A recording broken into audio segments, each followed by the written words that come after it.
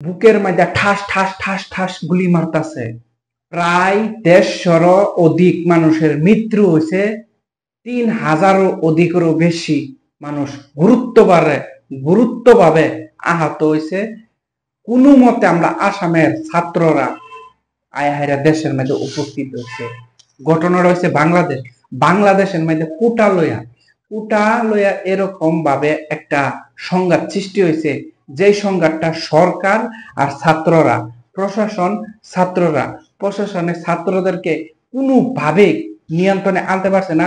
এতটাই উগ্র হয়ে পড়ছে বাংলাদেশের মধ্যে ছাত্রছাত্রীরা নিজের অধিকারের লাগিয়া, নিজের প্রাপ্য অধিকারের লাগিয়া এতটাই উগ্র হয়ে পড়ছে এই বাংলাদেশ সরকারের প্রতি।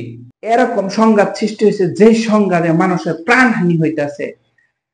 প্রশাসনের বাংলাদেশি পুলিশরা রাইজের উপরে, পাবলিকের উপরে গাড়ি উঠাই দিতেছে, বুকের মধ্যে ঠাস ঠাস ঠাস ঠাস গুলি মারতেছে।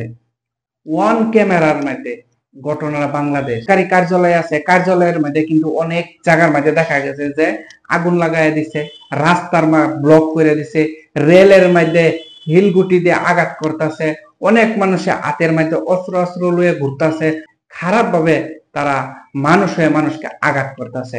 খালি ছাত্ররা যে এক সাইড ছাত্র আর এক সাইড সরকার, আরো এনে অপশক্তি অনেক জড়িত আছে বলে সন্দেহ করা হয়েছে।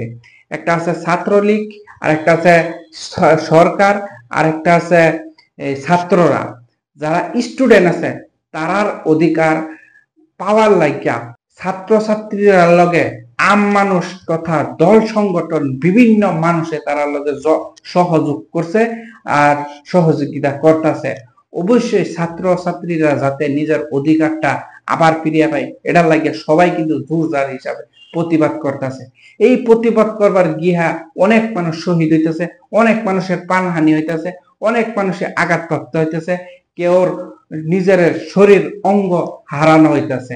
এতটা ভয়াবহ সৃষ্টি হয়েছে বাংলাদেশের মধ্যে, যেই ভয়াবহতা সারা বিশ্বের মধ্যে ছড়িয়ে গেছে।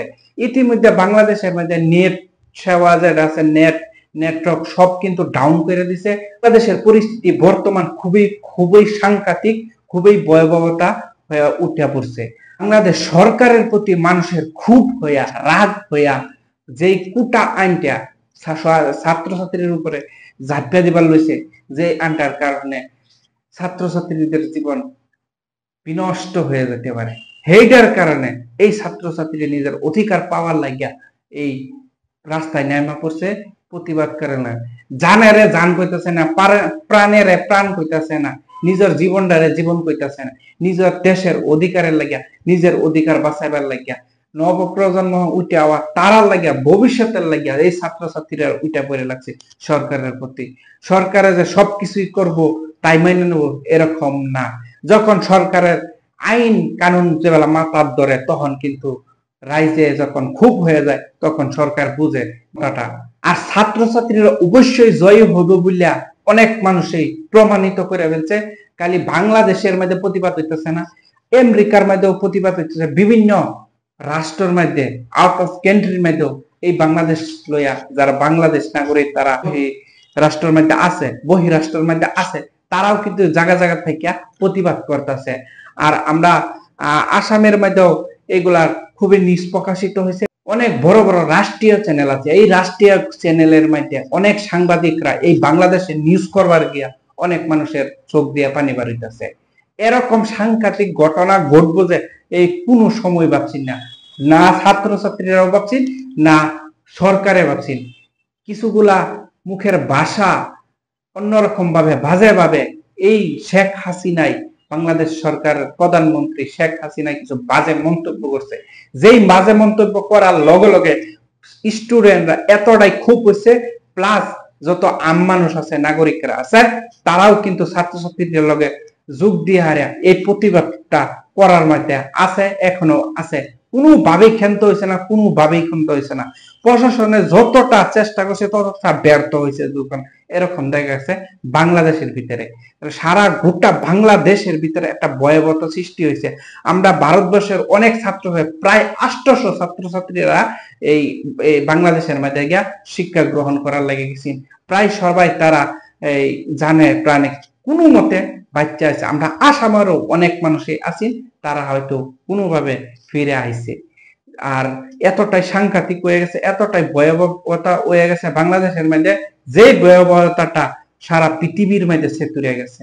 আর ইতিমধ্যে নেট সেবা বাংলাদেশের মধ্যে বন্ধ হয়ে পড়ছে, যেটার কারণে হয়তো অনেক মানুষে আরো কিছুগুলা গোপনীয় বস্তু হয়তো নেটের মধ্যে আইবে।